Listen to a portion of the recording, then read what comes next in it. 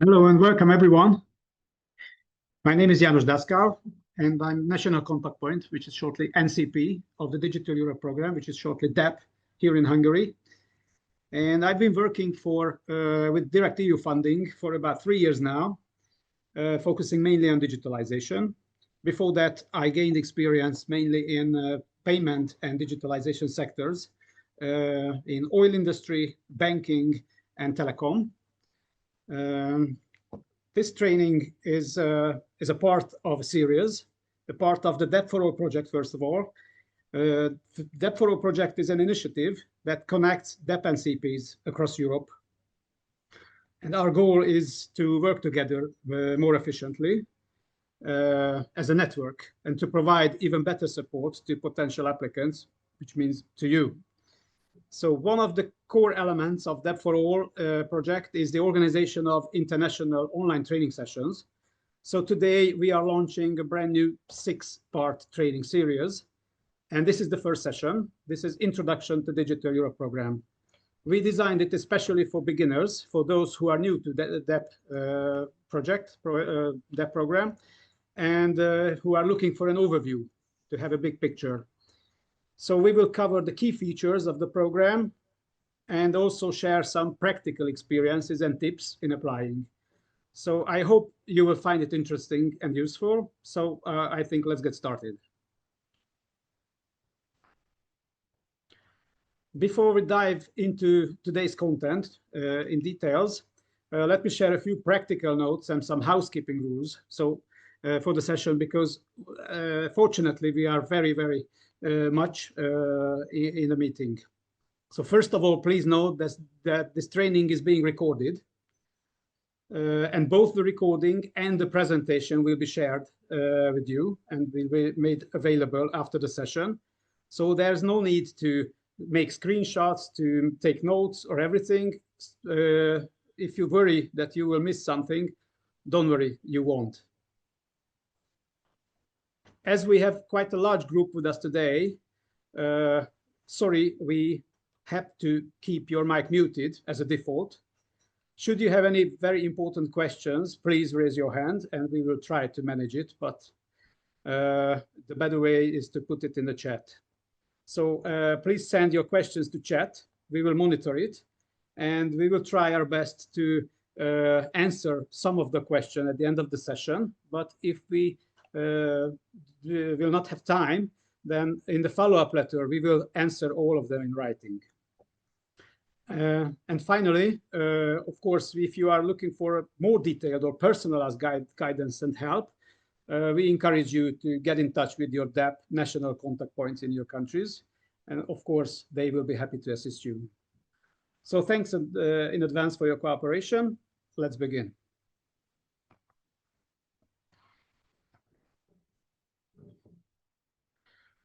Direct EU funds. So let's start by placing the Digital Europe program in a kind of a broader context within the landscape of the EU funding, because it's quite big.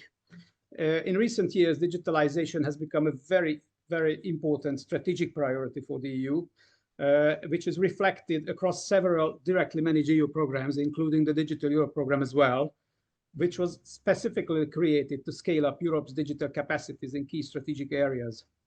So in this part of the training, we will show you how direct EU funds are structured and managed, where the digital topics appear across different programs, and how the Digital Europe program complements other major EU instruments, because there are very important synergies, for example.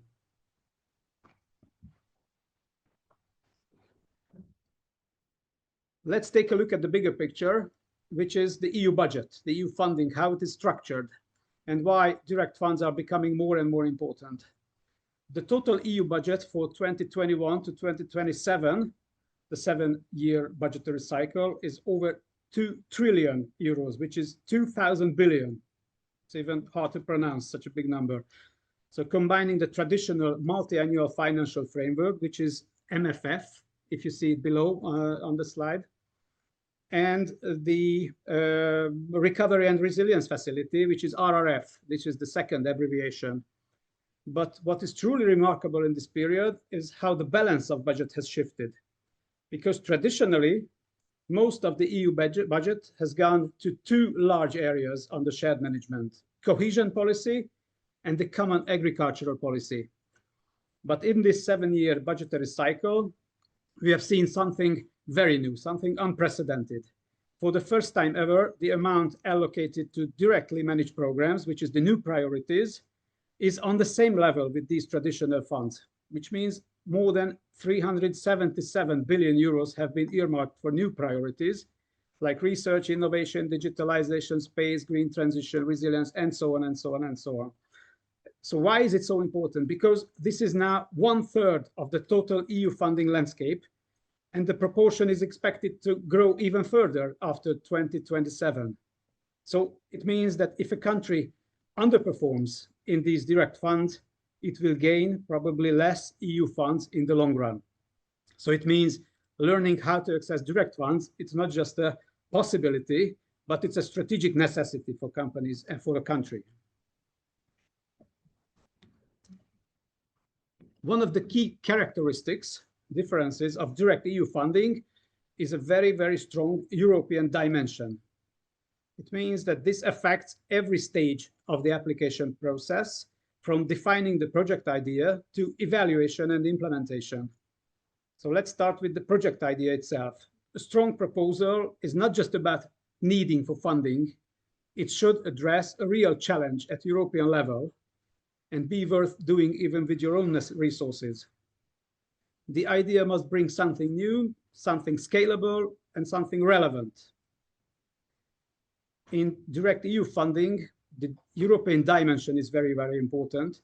It means, for example, European level competition, EU level competition. That means that everyone from eligible countries and every eligible applicant can apply, and they all apply into the same pool. Similarly, there is the EU level evaluation. So the evaluation is also EU level. The rules are clear. There are no national quotas. Proposals are evaluated by independent experts based on quality. The best proposals win, and this ensures excellence, transparency, and impact. But if you apply with innovation, then the innovation should be also European level, EU level innovation. So importing a solution from one country to another is not enough. It's not going to be funded, most probably. So your project must advance European know-how, strategic autonomy, or digital capacity in some way. And we shouldn't forget dissemination, and it also should be EU level. So it's not just about completing your project. We are all expected to share results, inspire replication, and deliver impact across Europe. So that's why international consortia are often preferred or even required in an application. Finally, it's worth emphasizing that direct and indirect EU funds are not competitors. They are complementary in the successful countries, very often targeting different parts in the innovation chain. So together, they offer a more complete toolbox for transformation and development. So succeeding in direct EU funding means thinking bigger, acting smarter, and working beyond borders. And now there are some randomly placed quiz questions in the presentation. And here is the first one. Please, if you see the question about AI, all the questions are single choice, so only one answer is correct. So please, let's just within a couple of seconds, please select, please make a choice.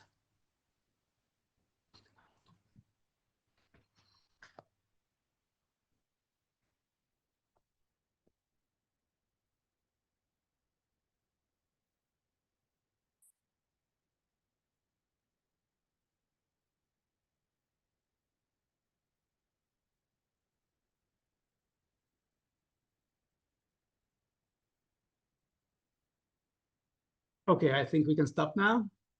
So it's a very good performance. More than 90% of you answered correctly. And the correct answer was C, number 3. Thank you very much. There will be some randomly placed questions as well later on in the presentation. Just keep you awake.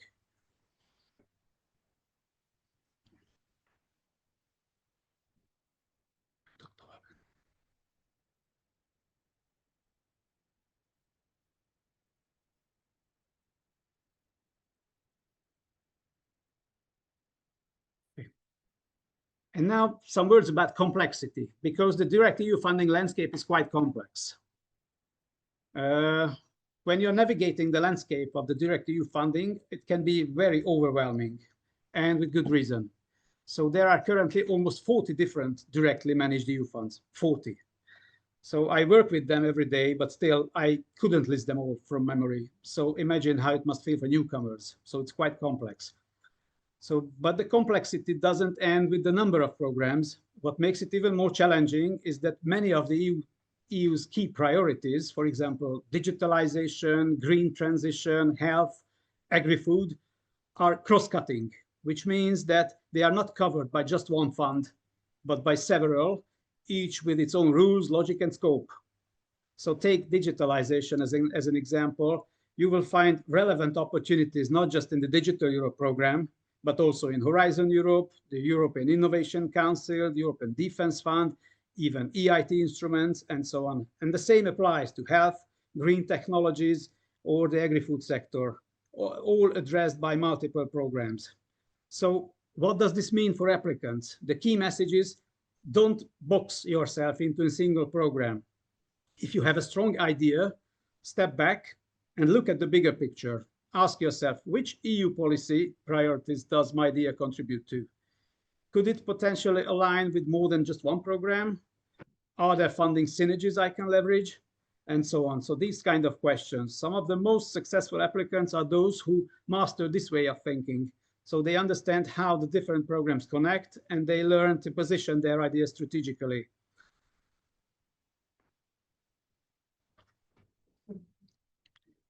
Before we dive into the specific opportunities of the Digital Euro program, it is very important, so it's essential to understand where its goals and priorities actually come from. This part of the training introduces the key frameworks behind the program, such as the Digital Decade, Digital Compass, and so on. You will see it on the slides. So these high-level strategies define what the EU wants to achieve in terms of digital transformation, sustainability, technological sovereignty, competitiveness, and so on and so on. So they shape the work programs, influence the topic of the calls, and guide how proposals are evaluated. So understanding them will not only help you align better with EU expectations, but also strengthen your application and your overall strategic thinking. So in the next slides, we will walk through these strategies. At the heart of the Digital Decade 2030 strategy is the European Declaration on Digital Rights and Principles, which places people at the center, which is very important. Ensuring technologies, not just about technologies, but they respect fundamental rights, support democratic values, and empower citizens. So it's not just about innovation on infrastructure, it's about what kind of digital future we want. So at the top, in a three-layer pyramid model you see on the screen. So at the top, we find democracy. This includes rights like privacy, freedom of expression, inclusion, participation in the digital world. The middle layer is rules. This is about the EU's regulatory framework. Acts like Digital Markets Act, Digital Services Act, Digital Governance Act, and the newly adopted AI Act. They are all aimed to ensure a trusted, transparent, and competitive digital environment. So these are not just abstract regulation. They define how platforms operate, how data is handled, and how digital risks are managed. And finally, we have as the basis the foundation layer, which represent the cutting-edge technologies for people. This includes investment and policy support for key areas like artificial intelligence, cybersecurity, 5G, high-performance computing, and so on and so on. And always with the goal that these technologies serve public good, not just economic gain. It's very important to repeat, public good, not just economic gain. All of this is brought together under the Digital Decade policy program, which sets concrete objectives and monitors progress on Europe's digital transformation from infrastructure to digital skills. So the key message is that regulation, technology, and rights must evolve together. We have focus points in Digital Decade 2030 document. It just doesn't just outline ambitions, it defined 7 specific focus points that represent the backbone of Europe's digital transformation strategy. So let's briefly walk through them. The first is digital sovereignty, which means building Europe's own digital infrastructure and solutions to reduce dependency on non-EU technologies, which exists now. If you think about biggest technology providers, biggest tech companies, they are not European at the moment. Digital skills and education is number 2, which means ensuring everyone has basic digital skills while training more ICT experts for the future. So it is digital skills on 2 levels, the everyday people level and the professional level as well. Digital infrastructure is number 3, which means expanding fast, secure networks and computing capacity from broadband to quantum technologies. Number 4, green digital transformation. So the digital transformation has to be green, using digital tools to support sustainability, energy efficiency, and reduce environmental impact.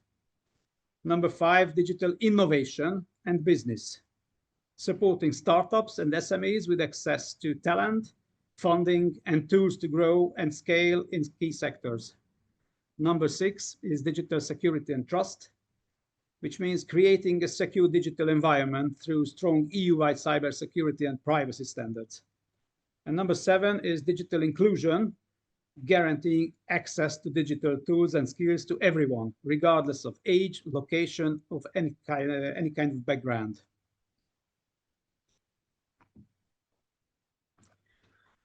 To shape the digital future, the EU adopted the so-called Digital Compass 2030, a strategy which is built on 4 key targets. Number 1 is skills. By 2030, 20 million ICT specialists should be employed with improved gender balance. It means more girls, more ladies than today. Also, 80% of adults should have basic digital skills for work, learning, and daily life. If we go clockwise, then the next one is infrastructure, which means gigabit internet and 5G everywhere, 20% of global semiconductor production, 10,000 cloud edge nodes, and leadership in quantum computing. Number 3 is business, as a very important target group. All 75% of companies should adopt cloud, AI, or big data. And number 4 is government. All key public services should be fully online. Citizens should access health records digitally, and everyone should have a secure European digital ID, which is a very important project. So together, these priorities drive Europe's digital transition, focusing on people, services, innovation, and strategic autonomy. As I mentioned, digitalization is an overarching target of the European Union. So this is why not just one program, but much more programs are involved in digital transition. So the 7 main EU programs for digital, in different which invests in digital and supports digital in different ways. The first one is Digital Europe program, which is about mainly bridging the gap between the research and market deployment of digital technologies, especially for SMEs and public services. The CEF, which is the Connecting Europe facility, is about infrastructure, so trans-European networks and infrastructure in transport, telecommunication, and energy.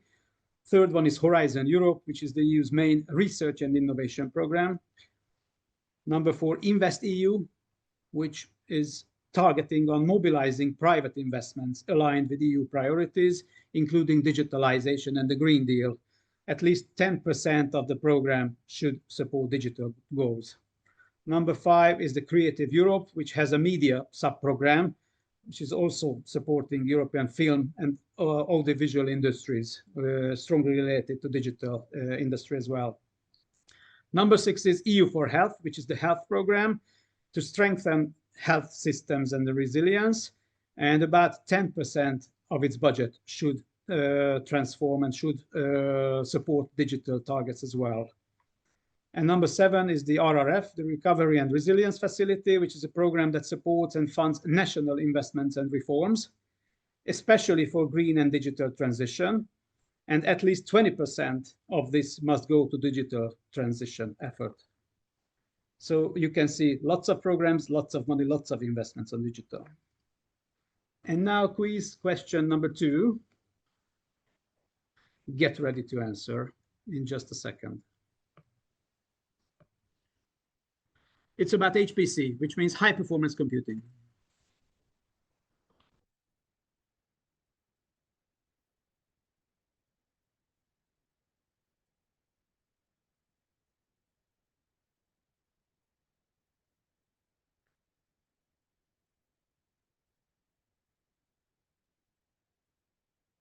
It's good to see rushing numbers.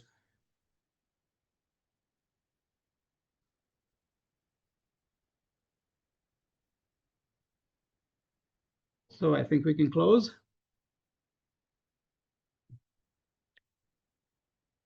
A bit lower, but still impressive. So above 80% of answers was correct.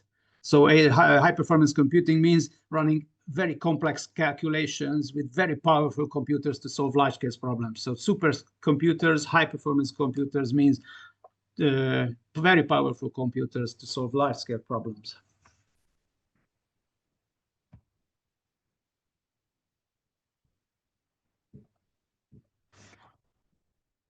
And the next chapter. Before we dive into the specific opportunities under the Digital Europe program, let's take a look at its main focus areas, because the program has very important focus areas.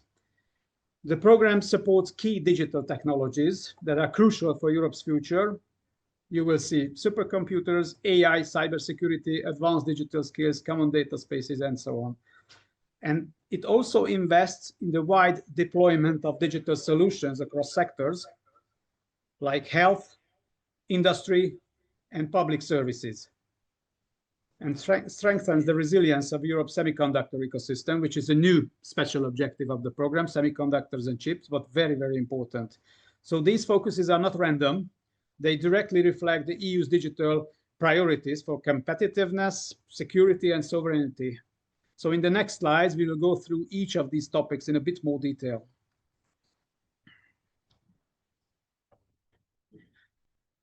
Regarding the main objectives of DEP, before we jump into the special objective, the special focus areas, the DEP is driven by 6 key objectives, as you can see, and all contributing to the EU's broader ambition of strategic digital autonomy.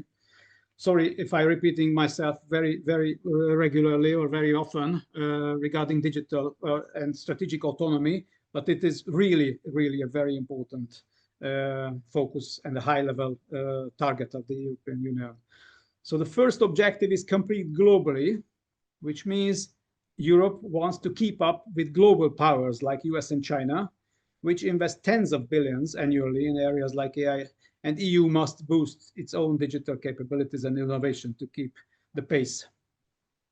Number 2, achieve scale through co-investment, because deploying advanced tech is costly and risky.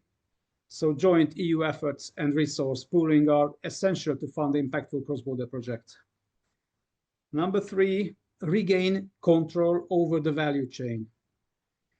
Europe aims to reduce its reliance on external providers by strengthening its own digital infrastructure. It's very, very important, particularly in cloud, chips, and cybersecurity areas.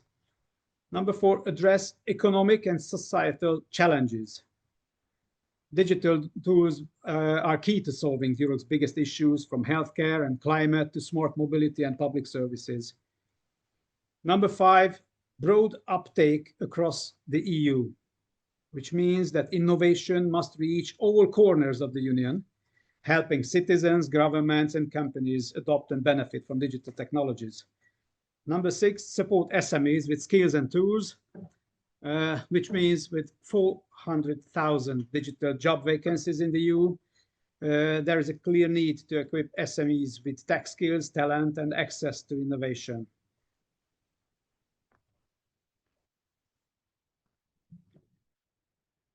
As I mentioned, the Digital Europe program is built around 6 SOs, which means special objectives. Let's briefly walk through them. First, the high performance computing with over 2 billion euros to make Europe a global leader in supercomputing. This includes powerful machines used in fields like AI, climate modeling, healthcare, but also making them accessible for SMEs and public services. So not just build high-performance computers, but to, let's say, to use them in various sectors of the economy. The second is cloud, data, and AI with 1.66 billion euros, which support a strong AI ecosystem.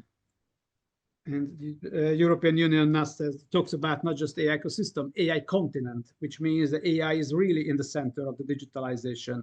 So it focuses on access to quality data sets, shared infrastructure, and AI solutions that reflect EU values and priorities.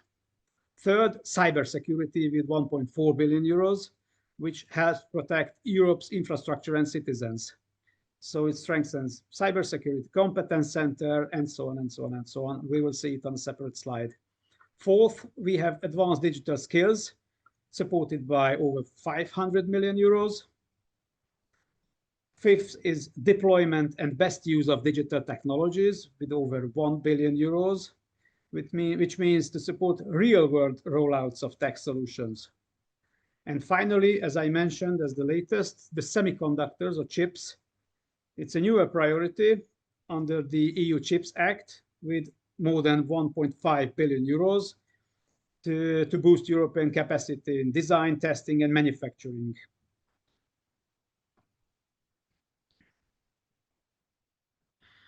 This slide just runs through or demonstrating an updated timeline of the 2025 work programs of the Digital Europe program. We have the so-called the main work program and the cybersecurity work program. If we just get back or jump back to the previous slides, which means that there are out of the 6 special objectives, there are 3 which are purple. And they are the so-called managed by the European Commission, and they are incorporated in the so-called main work program. And all the other 3, which is the HPC, the chips, and the cybersecurity, are managed in separate agencies or in separate forms, and they are regulated in separate work programs. So in total, we usually have 4 work programs: 1 HPC, 1 cyber, 1 chips, and 1 main work program for the other 3. So if we have a look at this for the period of 2025 to 2026, we have the cyber and the main work program already published. And the main work program will continue to cover the original focus areas like high performance computing, artificial intelligence, related things. What is really new into 2025 is the stronger role of European Digital Infrastructure Consortia, the so-called EDICs, especially in projects related to AI, public sector data interoperability, and so on and so on. But it's from this slide, what is really important is the timeline. So the first wave, of course, under the main work program was already launched in early April. Cybersecurity calls are expected around late June or early July. The second wave may follow in the 4th quarter of this year, potentially in October or November. And the evaluation and grant agreement will continue into 2026, as you can see. And each wave is likely to include 3 to 4 months for submission. So you have 3 to 4 months to make your proposal ready. So it's now nice time to start preparing if you have a strong project idea. And it's also worth mentioning that the 3rd and the 4th wave, of course, is already foreseen for the period 2026, 2027. So the last 2 years of the budgetary cycle. And of course, for them, you will have time to prepare. So if we go by ESO, so the first one, the high performance computing, is about to build secure world-class high performance computing and data infrastructure, not just in a few regions, but across the whole EU. This means developing European supercomputers using local technology and expertise. The goal is to reduce dependence on non-EU providers, as I mentioned already. But it's not just about the machines. It's also about making them usable.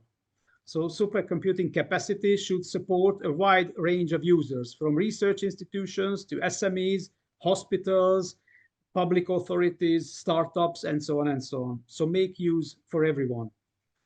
That's why the network of national competence centers is so important. These centers serve as local hubs for HPC and AI training, technical support, and user access in every member state. A key initiative under this objective is the creation of the so-called AI factories, which are trusted environment co-located with the Europe HPC supercomputers, where large AI models can be trained and deployed. So this is the AI factories where two special objectives, the high performance computing and AI, work together. So the key activities of these special objectives include a destination Earth, which is a digital twin of the planet to simulate environmental change. It's a very important and interesting project. European Masters Program in HPC to grow talent. The rollout of quantum computing infrastructure, which is a very important competitive area, the quantum computing, and integration of HPC into broader AI and data ecosystems. So this objective is also tightly linked with Horizon Europe, the European Defence Fund, and other DEP strands like AI. So it means, as I mentioned, there are synergies among programs. And another quiz question.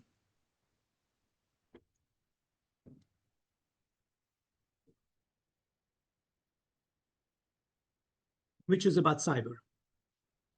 So please make your votes.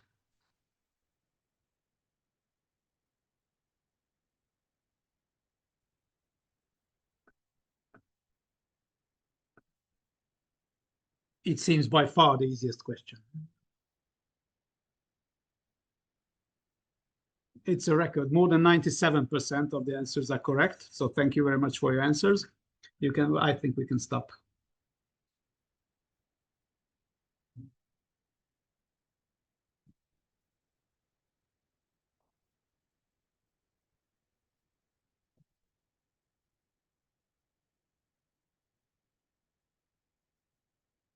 Yes.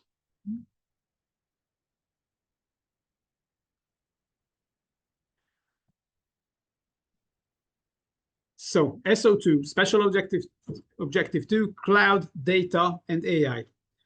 So this part of the DEP focuses on making AI and data innovation real and usable. So it's not all about theory, it should be usable, not just in labs, but across society and the economy. The AI focus should be practical, so supporting the adoption of AI applications, including and focusing on generative AI in areas like content creation, automation, healthcare, and so on and so on. So there is also work on AI testing in virtual worlds and preparing for the upcoming AI Act to ensure AI is safe, fair, and trustworthy. A major theme is digital twins, as I mentioned already, which means virtual replicas of real-world systems. These are being deployed in areas like health, where a European virtual twin is being developed to support diagnostics and planning. To power all this, Europe is building a strong data infrastructure, of course, cloud-to-edge platforms, and sector-specific data spaces for mobility, energy, manufacturing, and even more. So these environments allow trusted, secure data sharing and are built on open source tools like Simple, supported by structures like the DSSC, which is the Data Space Supporting Center and the AI testing facilities. To support adaptation, the EU also funds a network of European digital innovation hubs. We continue with this on next slide because ethics are quite important. Because one of the most practical elements of the Digital Europe program is the network of European digital innovation hubs, the so-called EDICs. And their mission is clear: help SMEs and public sector organizations go digital. First, EDICs act as a local knowledge hubs. They guide organizations through digital landscape, whether it's AI, cybersecurity, or cloud, helping them understand what technologies exist and how to use them effectively. The second, that they boost competitiveness, support SMEs with trainings, expert advice, access to advanced tools, for example. They also help connect local actors to EU funding and innovation networks. Number 3, which is important, that EDICs are not working isolatedly.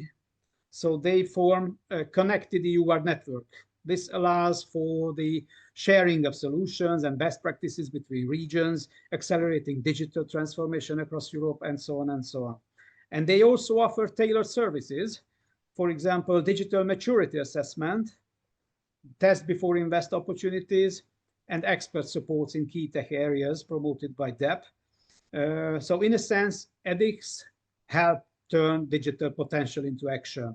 Very important partners. So please get in contact with your EDICs in your countries. Special objectives number 3, cybersecurity. Because it's not just an IT issue anymore. It's central to trust, safety, and sovereignty.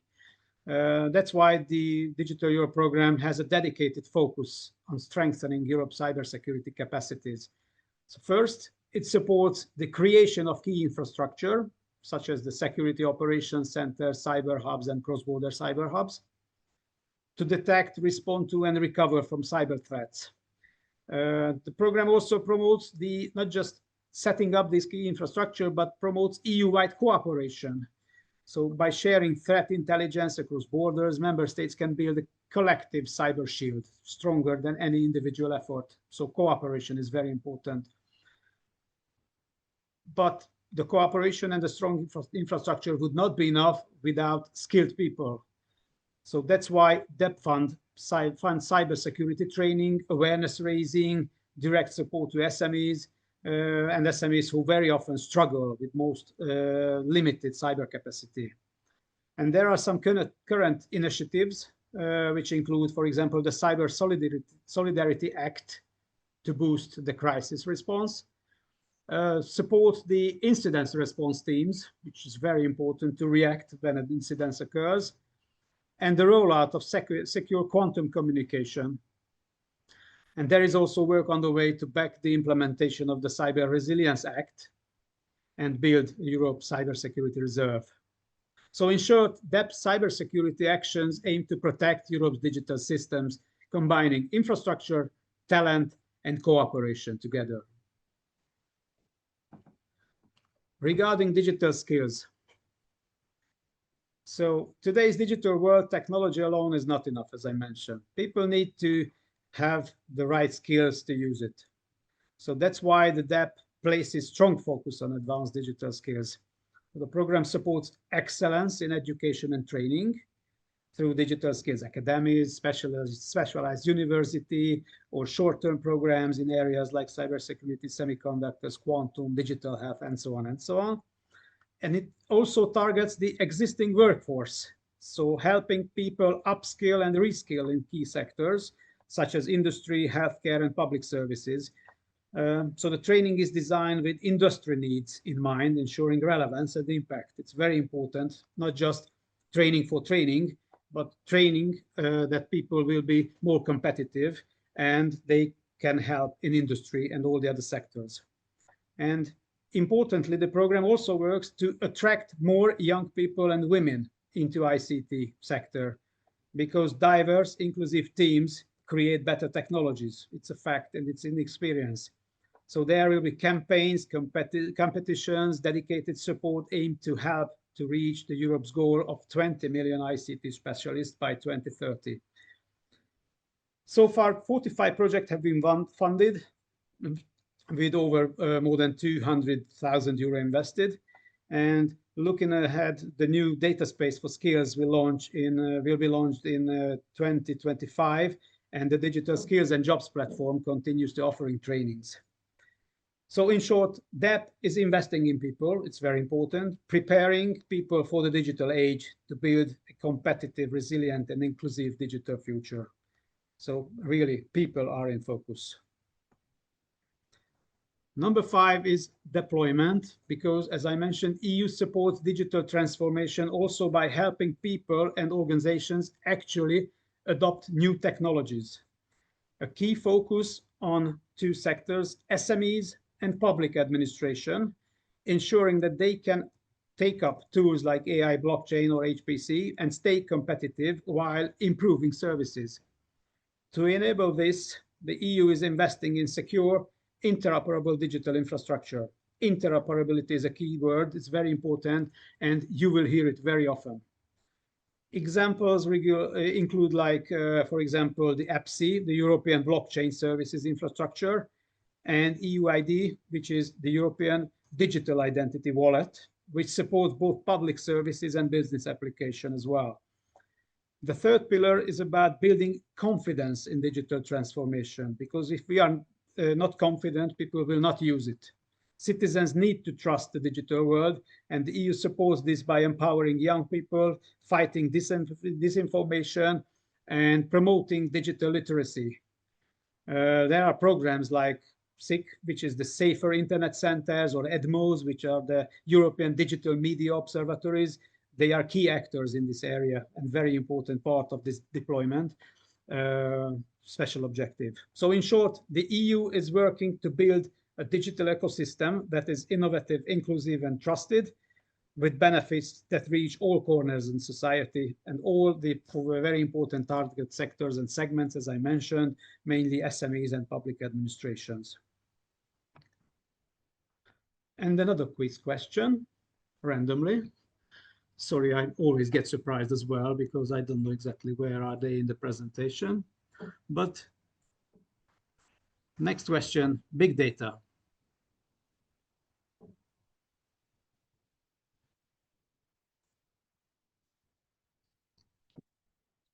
Oh, sorry, I was too kind to you when I set up these questions, because they are so easy.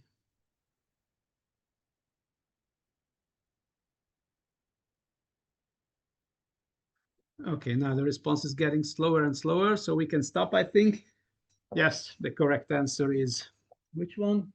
Extremely large complex databases, and so on and so on and so on. More than 90% of the answers were correct. Thank you very much.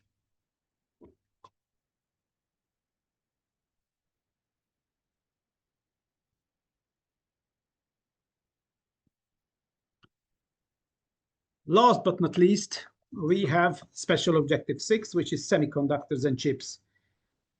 Under strategic objective 6 of the Digital Europe program, the EU is boosting its capabilities in microelectronics, essentially for everything from AI to automotive to defense.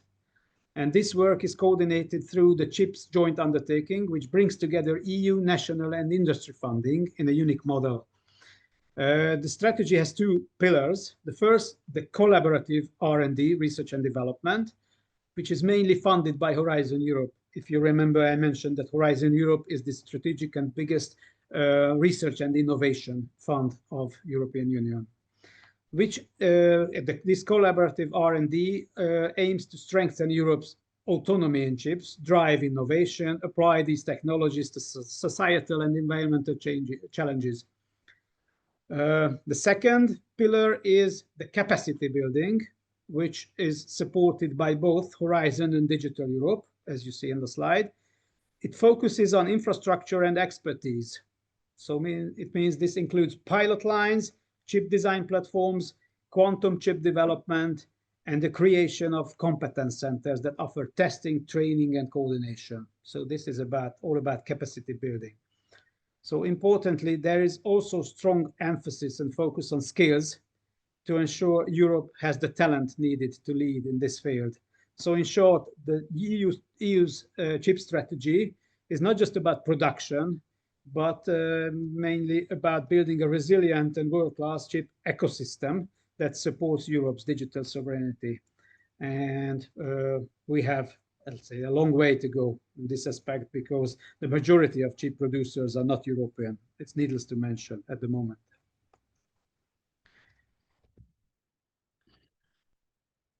Jumping to the next chapter. So if we finished with, let's say, the so-called the DEP related part, so the DEP special objectives, let's take a moment now to focus on one of the most, I think, interesting and maybe valuable parts of this session: how to approach the application process for the Digital Europe program the right way. So in this chapter, we try to highlight key do's and don'ts. Of course, we will not have time to go into the technicalities because it's an introduction course. But we want to raise your awareness of what really matters in the early stages of proposal development. The goal is simple, so to help you avoid frustration later and increase your chances and success right from the start.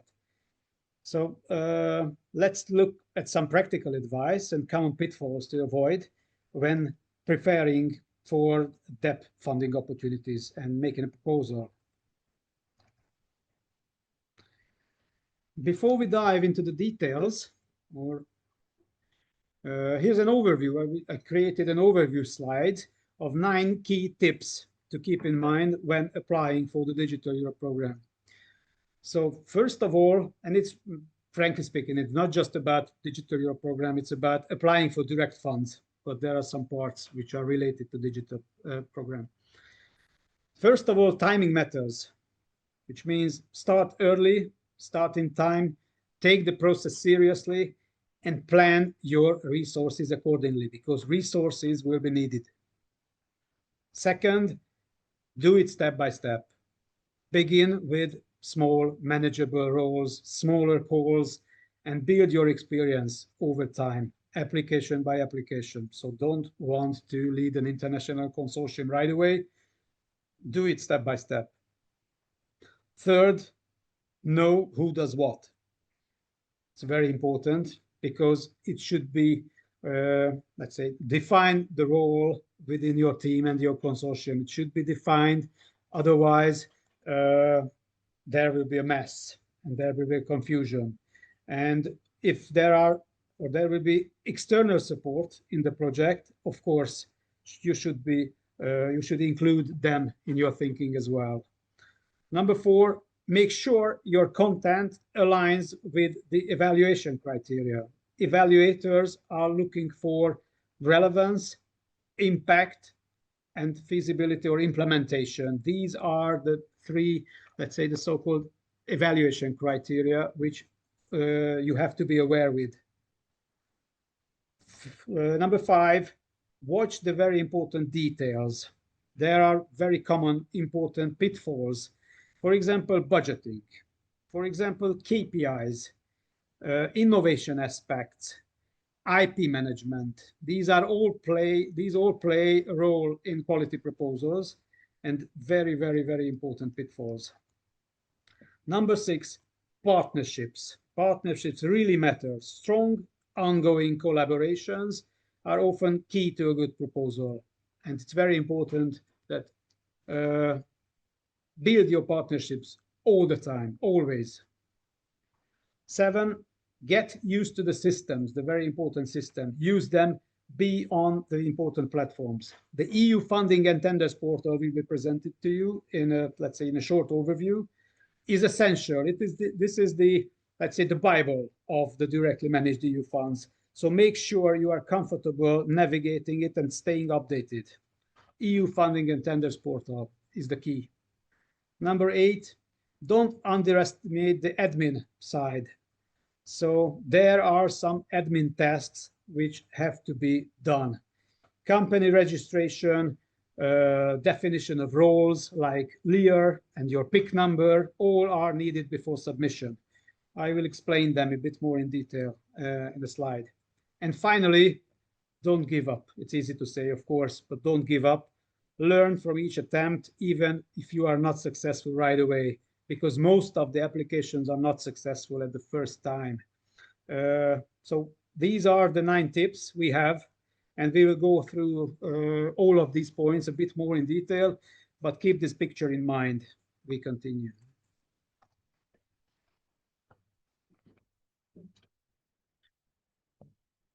First, start in time, take it seriously. One of the most common reasons, according to my experience, proposals fail is starting too late or not taking the process seriously enough from the beginning. Because calls for proposals don't just appear out of nowhere all of a sudden. They are the result of strategic planning from broad EU strategies to specific work programs and finally to calls. So if you wait until the call is published, you are a bit behind already. So that's why it is essential to start early, to follow work programs, sign up for relevant newsletters, join communities, stay active in your field, and always think internationally. EU projects are collaborative by nature, so very often a consortium is required. But start early is not enough. So you also need to be serious, not just start early. EU funding is for well-defined, impactful projects. It means that you have to dedicate your time and resources into it. Successful applications invest in people and preparation. It means combine technical, business, legal, and financial skills, all the skills required. They also make full use of support available. So don't forget the national contact points. You all have national contact points in your countries, help desks, and very often there are EU coaches for special proposals or special calls, and they are really, really useful and really, really good. When we get an idea and we have to assess an idea, we look at three things, whether it can be a good project or not.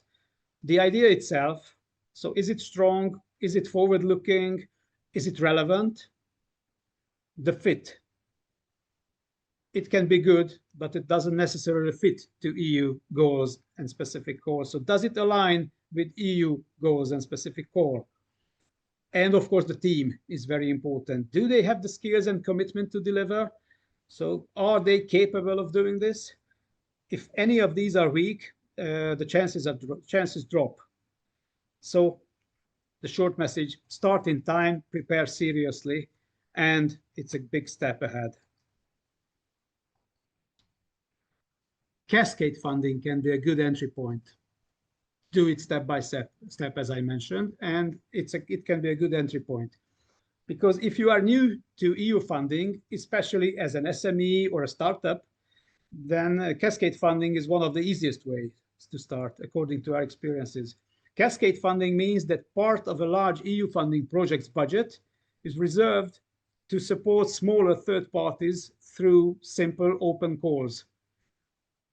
Instead of applying directly to the European Commission, you apply to the project itself, which is often faster and more flexible and easier and quicker.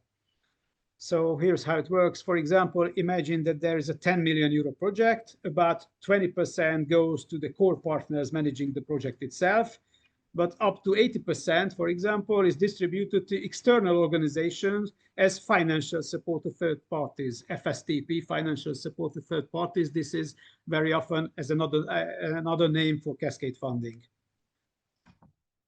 Why is it a good entry point? Because it is designed for SMEs and startups who very often struggle to get to, let's say, direct EU funds and get resources and fundings.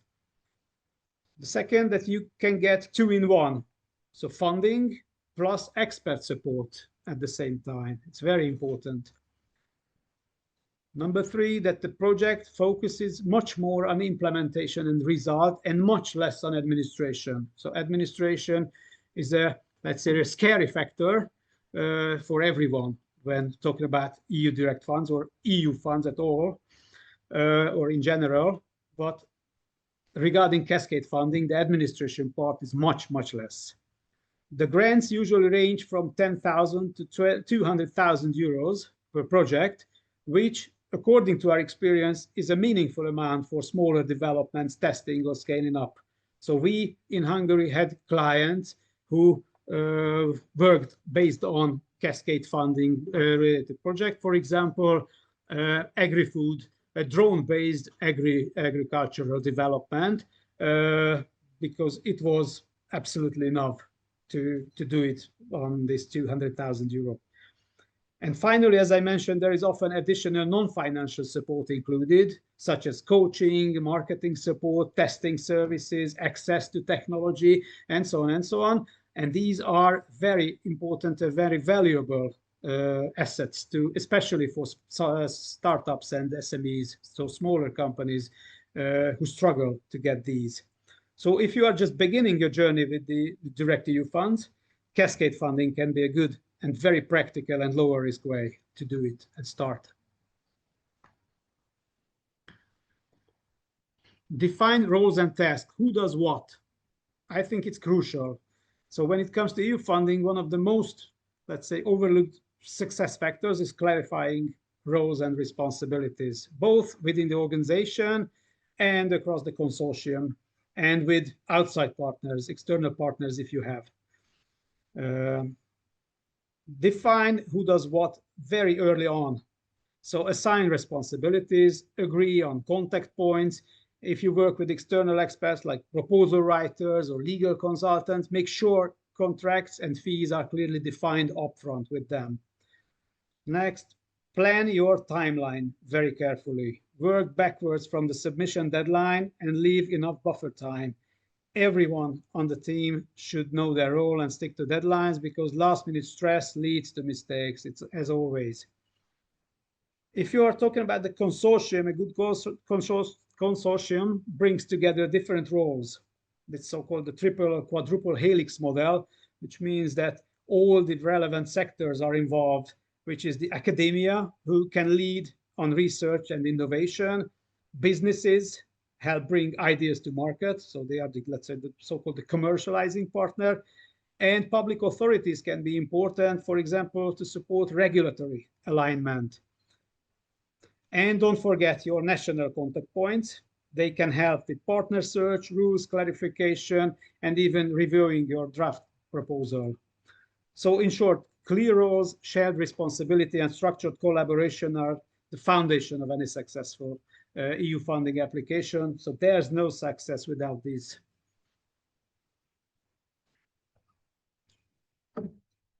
Content in line with evaluation. As I mentioned, there is 3 main criteria when an application is evaluated: relevance, impact, and implementation. Let's start with relevance. So this is about how well the project fits the objectives of the specific call. So are your goals clearly defined? Are they consistent with the topic text? Evaluators will also look for EU added value. Does your project strengthen European digital capacities, cross-border cooperation, or something like this? Synergies with national or EU level initiatives also count. So once the EU already developed something and there are other projects going, then synergies are always very, very important. It's absolutely forbidden, or those projects will not be funded who create duplications. So always think about synergies and harmonization of ongoing efforts and projects. And be sure to clearly identify your target groups and users, and how your project addresses your needs. So these are about relevance. The next one is impact. The focus is on what your project delivers and how well it maximizes its effects. So will it help strengthen Europe's competitiveness or create benefits to society? Are the expected results clear and realistic? Can they be scaled or sustained beyond the funding period? And evaluators want to see a solid plan for dissemination and exploitation, which means turning results into value, and strong KPIs and monitoring tools to measure success. This is about impact. And finally, implementation, which is about quality and feasibility of the plan.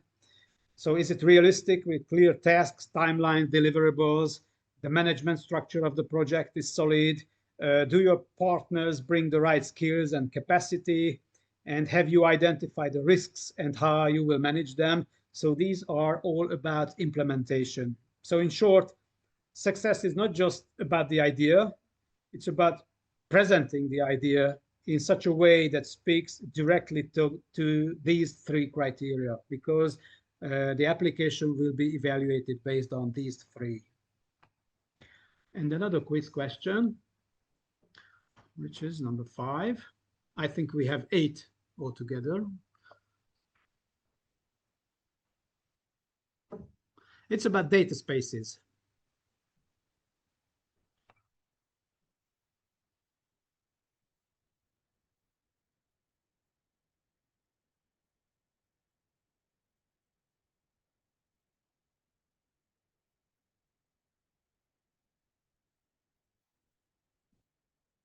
It seems to be the most difficult. The correct answers ratio is between 70 and 80. Oh, around 70. So thank you very much.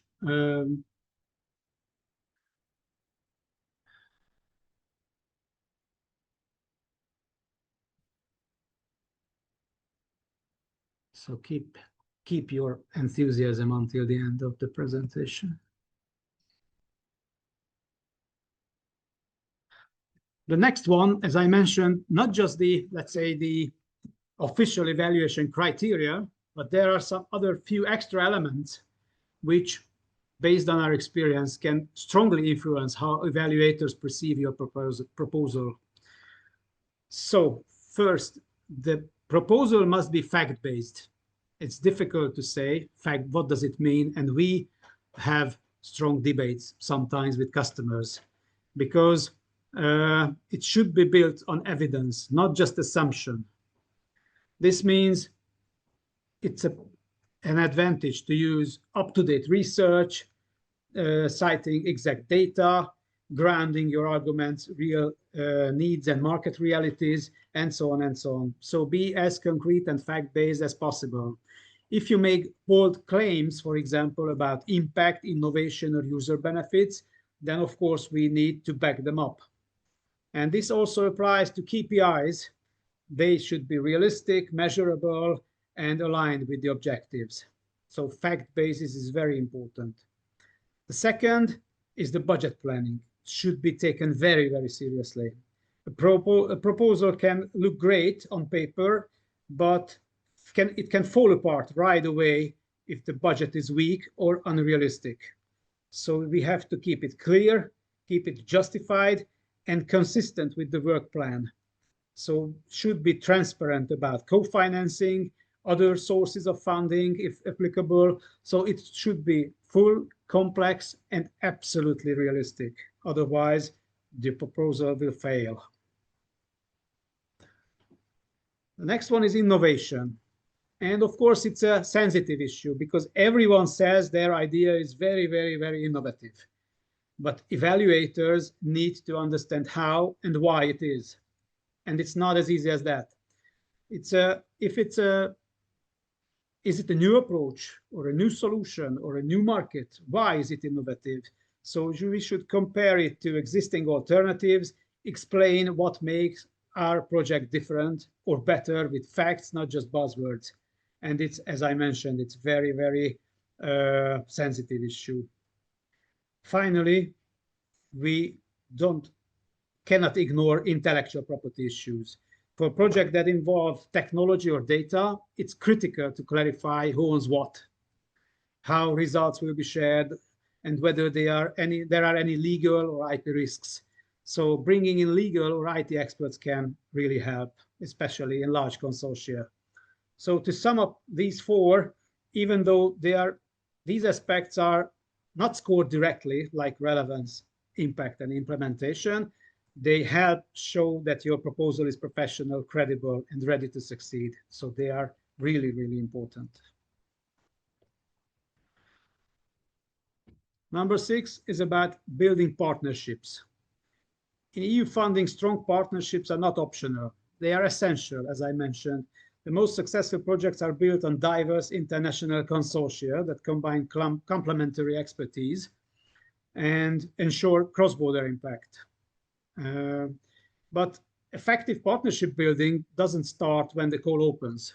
It's a long-term effort. So that means being present and visible. EU info days, brokerage events, conferences, online platforms, and so on and so on. So be present and visible. One of the most practical tools is the partner search feature of the EU Funding and Tenders portal, which help you find and be found. I will show it a bit later. At the same time, don't underestimate the power of your existing network. So former collaborations, academic partners, institutional contacts, customers, and so on and so on and so on. So these are often your most reliable allies and partners. So international collaboration is a must in many DEP calls. So please think about your existing network too. And of course, don't forget about your national contact points. I mentioned them already. As we are a part of a wider European network, we can help match you with potential partners in other member states. So it can be a very good channel too. So build partnership is not just about ticking a box. It's a strategic investment in your proposal success. So do it now, do it today, do it tomorrow. So do it all the time. Systems platforms, as I mentioned, the Bible. The most important one is EU Funding and Tenders portal. This is the official entry point to nearly all EU-level funding opportunities, including Digital Europe as well. So whether you are just exploring or already preparing a proposal, this is a platform you will return to again and again, that's for sure. So it has a public section where you can browse open calls, find potential partners, explore results of other projects which are previously funded. And once you have an EU login and the registered organization, you will also access the private section where you can actually prepare and submit proposals, manage your ongoing projects, and handle all reporting and communication tasks. So in the next few slides, we will walk through some of these key features one by one. But before that, quiz number 6.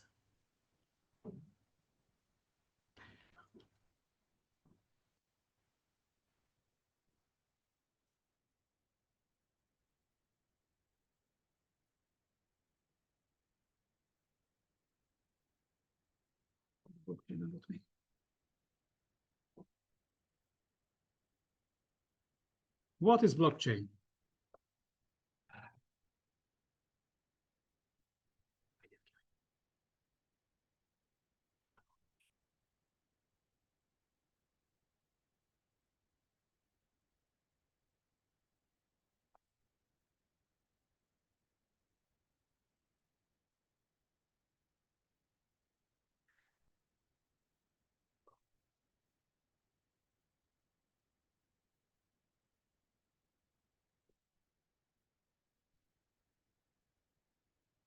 Okay, thank you very much. It was also quite easy. Almost 90% of the answers were correct.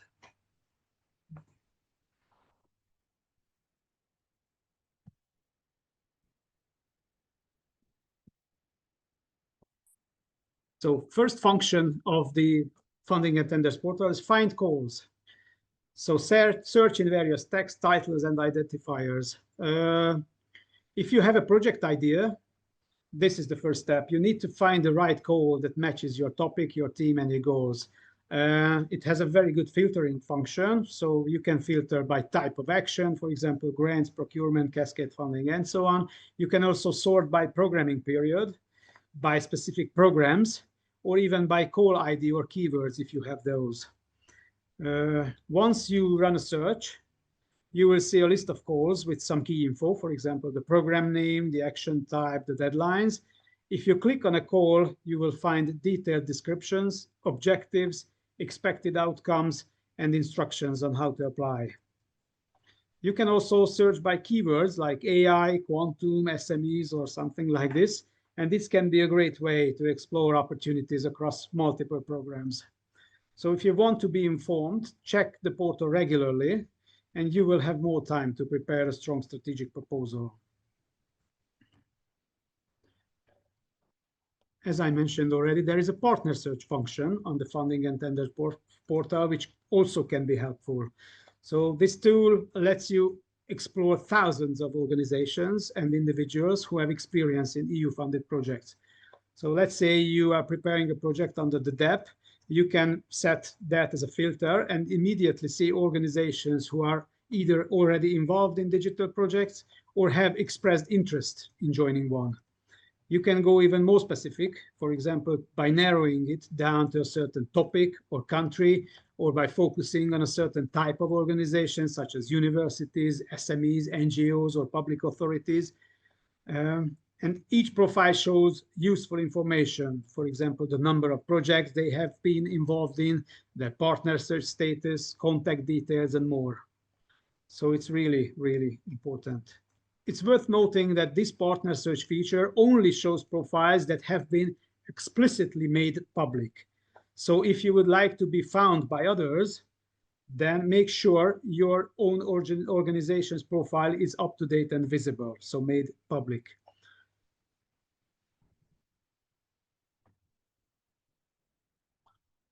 You can see projects and results. There is an ability to browse past and ongoing projects in this slide, in this platform as well. Why is it useful? Because it gives you a real-world view of what actually gets funded, which topics, which types of organizations, and what kind of impact they deliver. You can search more than 10,000 projects using filters like organization name, country, program, type of action, and so on and so on. When you click on a project, you will often see a short summary, the full list of partners, funding details, and sometimes linked to public deliverables of project websites. This can help you in several ways. So it's really helpful to view projects that are financed because you can avoid duplication. If a similar project exists already, which is very familiar to or similar to your project idea, you might want to rethink your concept or highlight what makes yours different. You can benchmark your proposal, you can identify potential partners. So in short, this tool helps you learn from others and shape your idea. So this is why this is very important. But while the EU funding and tenders portal is let's say the Bible, the go-to place for submitting proposals and managing grants, staying up to date does not necessarily mean only EU funding and tenders portal, but takes more than checking calls. To really understand what's coming and how to align your project with strategic EU goals, it's worth following a few key websites and platforms.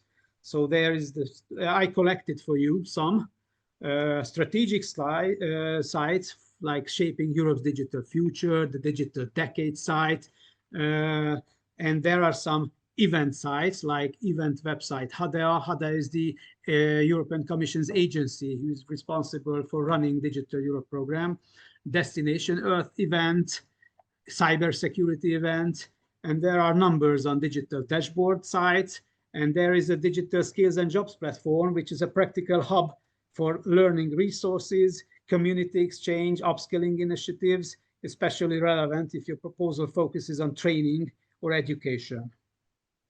So in short, following these sources, being on these sites, you will be a better applicant. So you will know what's coming, understand how to shape your ideas, and be better prepared to form strong future-proof partnerships and proposals. And maybe the last quiz question.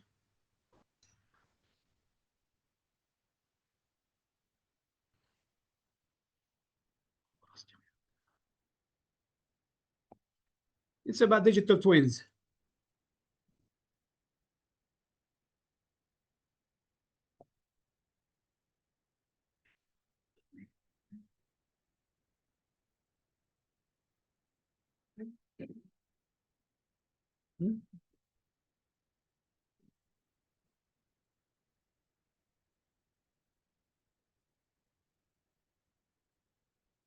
Yes, of course. Digital twin is a digital replica.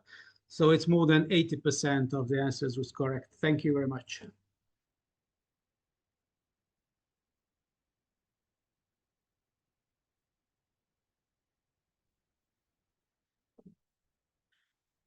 Some words about the process. Because your organization has to be registered on funding and tenders. Before applying for EU funding, you must be registered on the EU Funding and Tenders portal and receive a PIC, which is the Participant Identification Code, a unique 9-digit number, which is used across all EU procedures. So this will be your unique identifier. This purple number, this very long, it's ours. This is MFOE advisory where I work. This is our PIC number. The process starts by creating the so-called EU login account. Once you are logged in, you enter your organization's details in the participant register, name, address, VAT number, and everything which is required. Once submitted, you will receive an automatic confirmation, and your organization will be assigned a PIC number, but there is a validation period. But having a PIC is only the first step. To be fully eligible to participate in EU funding projects, especially as a coordinator or beneficiary, you must complete several mandatory validation steps. First, you must appoint key roles. The most important is the LEAR, the legal entity appointed representative within your organization, who is responsible for managing and validating your organization's data. So he or she is the main contact point towards EU. Other roles are also needed: the primary coordinator contact for any submitted proposal, and the participant contact, which is the PCOCO and the PACO. And of course, there will be PL sign and PF sign roles, which are official signatory roles. So for legal and financial documents. So there are the PL sign for legal documents and the PF sign for financial documents. These roles should be nominated. Of course, one person can fulfill more tasks. So the LEAR can be PL sign and PF sign as well. So it doesn't require 5 people. Only once all these steps are completed is your organization considered fully validated and ready to actively participate in funding procedures. So this process can take time, especially the validations from EU side, and especially for the first time. So we strongly recommend starting early, ideally weeks before a call deadline. Once validated, your organization's data can be reused for future submissions with the same PIC number. So once you have a PIC number, then you can do it again and again and again and use it again and again. It's very important then if your organization is registered and your team is set, the next key step, of course, is prepare and submit your proposal and do it properly and on time. Get ready well in advance, of course. Define work packages, realistic milestone, prepare justified budget, as I mentioned already. And the submission happens in the so-called submission wizard. This tool walks you through the process step by step, starting with proposal registration, adding participant details, assigning key contacts. So this is the, let's say, the platform within the Funding and Tenders portal where the proposals should be submitted. Then you have to complete the administrative forms. That is the so-called Part A of the project, Part A of the proposal. These cover legal, financial, structural information about the consortium. And then Part B, the technical description, so the technical professional part of the proposal. And then, of course, you have to include any supporting documents or annexes according to the call requirements. This can be different call by call. And of course, finally, when everything is complete, click on submit and the proposal is submitted.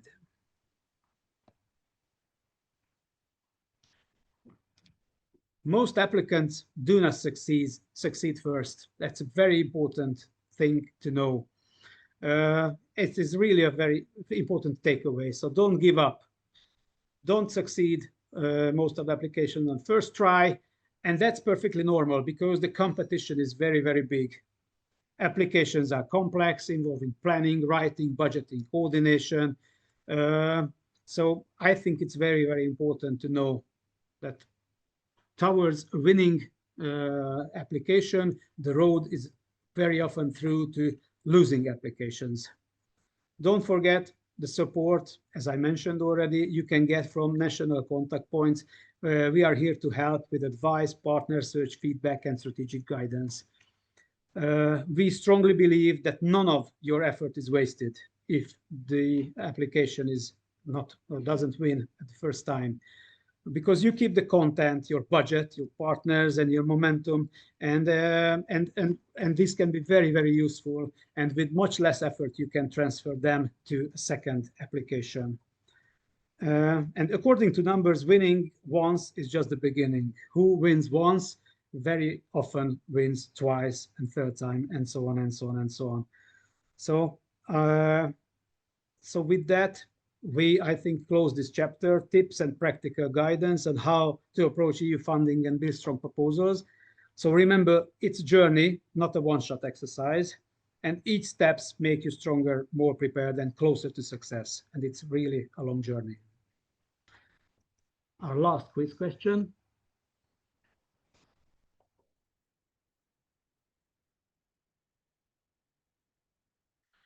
Interoperability. This is also a very important buzzword, especially when we were talking about deployment of very important projects. If you can remember, you must know the correct answer for this. And you do know the correct answer for this. It means that different digital systems and services can exchange and use data effectively so they can operate together. Thank you very much. We can close it. More than 80% of the answers were correct.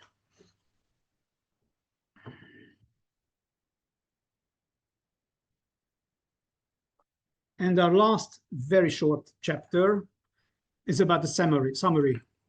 So if it's so difficult to win, then is it worth applying at all if the success isn't guaranteed? According to our experience, the answer is absolutely yes. So as I mentioned, most winners in EU funding didn't succeed on their first try. It's absolutely normal to face rejections, but the effort is never wasted. So preparing a proposal builds skills, strategy, and clarity. You walk away with stronger positioning. Your company, your organization will be stronger after such a proposal writing process. Second, because it's a kind of a necessity. This is the direction the EU is moving. So growing share of the EU budget is allocated to directly managed funds. So learning how to succeed in these programs is not optional, it's essential, very, very important. Yes, it takes time, and no, there are no guarantees, as I mentioned, of course. But you are building capacity, visibility, partnerships that will benefit you long term. So it's very important. Do it. You are building a profile, you are gaining confidence, you are entering a space where once you succeeded, you rarely stop. So the first step is the most difficult one.